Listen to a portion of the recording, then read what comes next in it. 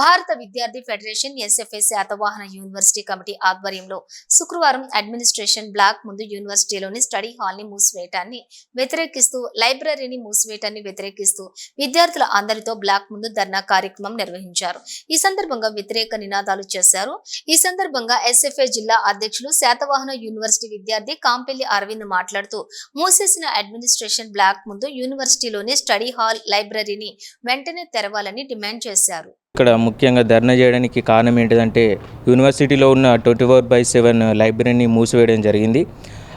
గతంలో 24/7 ఉంటే మేము చదువుకోవడానికి చాలా వీలుగా ఉండేది. ఇప్పుడు వీసీ గారు వచ్చిన తర్వాత దానికి టైమ్స్ లిమిట్స్ అనేవి పెట్టారు. సో దానివల్ల కాంపిటేటివ్ వాళ్ళు కావచ్చు, మిగతా వాళ్ళు కూడా చాలా ఇబ్బంది పడుతున్నారు. మేము ఏమంటున్నామంటే 70% ఏదైతే అటెండెన్స్ ఉన్నదో రోజు కాలేజీ వెళ్ళకుండా మిగతా టైంలో చదువుకుంటాం. విశ్వవిద్యాలయం విద్యార్థుల ఆధ్వర్యంలో అడ్మినిస్ట్రేషన్ బ్లాక్ ముందు ధర్నా కార్యక్రమం నిర్వహించడం జరిగింది.